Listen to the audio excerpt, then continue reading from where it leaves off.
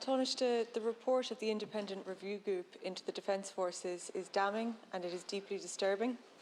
It details a toxic culture that has become embedded in the Defence Forces, in which abuse, bullying, harassment, sexual assault and rape occur regularly and with impunity.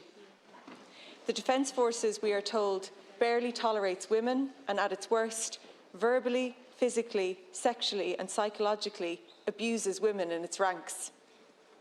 Almost 9 out of 10 women who responded to the review group experienced sexual harassment, while nearly 50% reported sexual assaults. There was a discernible pattern of rape and sexual assault, that's a quote, in barracks, swimming areas, naval boats, showers, and abroad on foreign deployments.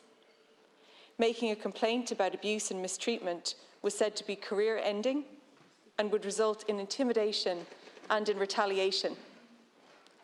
The main perpetrators of the abuse were male officers, and there is evidence of serial perpetrators whose behaviour was not only never addressed, but in fact actually rewarded.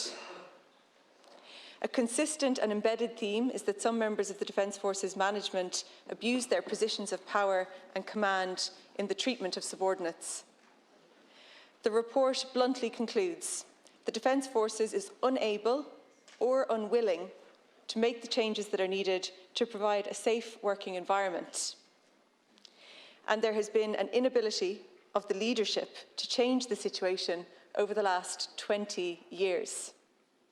Meanwhile, initiatives to address unacceptable behaviour brought in by the current leadership in 2021 and 2022 were, quote, reactive and overdue and had not yet yielded significant results. Taoiseach, yesterday, Chief of Staff Sean Clancy said he had been completely unaware of the endemic abuse in the Defence Forces for most of his 40-year career. Given the pervasive nature of the sadistic abuse that is detailed in this report, it's hard to understand how that could be the case. And if it is true, and the Chief of Staff was blissfully unaware of the horrific abuse for the duration of his career, it speaks to a level of disconnection that is deeply worrying. It's also deeply concerning to read in the Irish Independent today that Lieutenant General Clancy and his predecessors gave repeated assurances to your government and to previous governments that robust measures were in place to deal with abuse and support victims. This is clearly not the case and has never been the case. Not only were victims not supported, they were targeted and further abused if they tried to come forward. In contrast, perpetrators were promoted and rewarded. This continued not just for years, but for decades. It drove excellent members of the Defence Forces out of the institution and resulted in huge levels of trauma and suffering.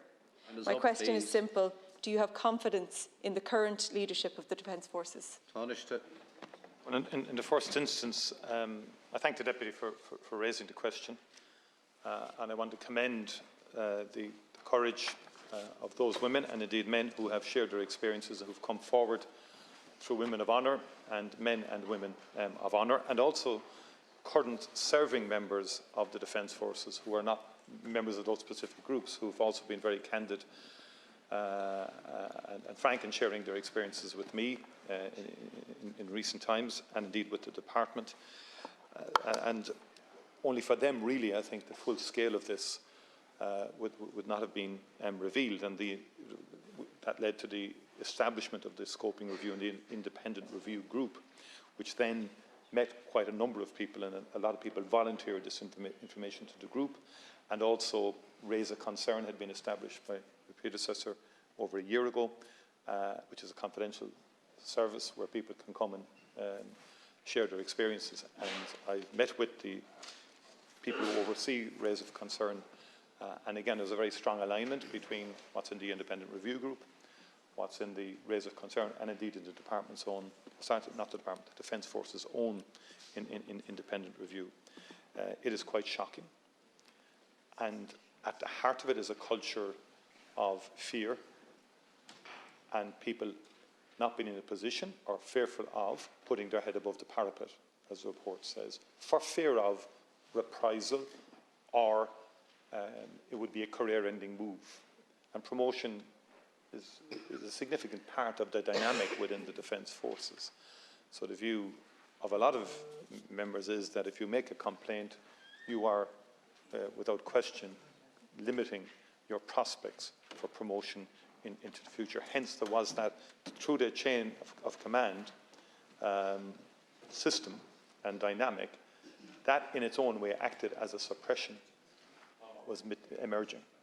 And in my view, we have to deal fundamentally with all of those issues, quite radically, from the whole training culture, chain and command, control, and the entire ethos of what a modern defence force should be all about in terms of the threats and challenges that we've had. And it does say in the report, and I'm very mindful of it, that that quote that you reiterated there in terms of the resistance to change. And the Chief of Staff, and I have confidence in the Chief of Staff's commitment to change and to reform, but also what's important in that context also is the statutory inquiry that we're now going to establish, which will be a statutory fact-finding inquiry. The independent review group itself acknowledges that it is not quite a fact-finding exercise, but it recommends the establishment of one. And I think there will have to be significant reforms in terms of that whole structure within the Defence Forces, and I will be bringing forward proposals to government in respect of that aspect later. Thanks, Taoiseach. I'm just a little bit confused about your reply. You spoke about the resistance to change within the institution, the institutional one perhaps, but then spoke about confidence in the leadership being able to change that. So if you could just clarify if you have confidence in the ability for the current leadership to change it, when they're saying they had no awareness, you know, after 40 years of being an institution, to have absolutely no awareness. I'm wondering if you're worried about the disconnect there, if there is no awareness, and you know, your confidence in that.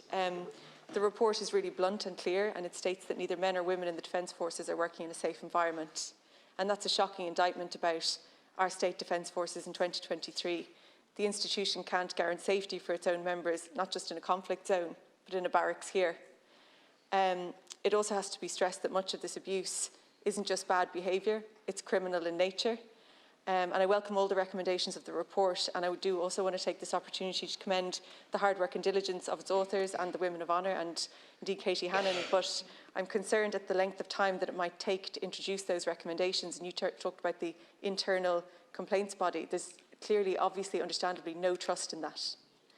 And one of the recommendations is for an external one.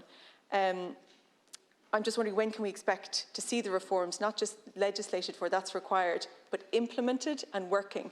Because we know that this is happening up until today, could be happening now. I think that's a fair point. What I'm saying is basically, I'm very mindful of the report's conclusions about the resistance, okay? The Chief of Staff is committed to change and to reform.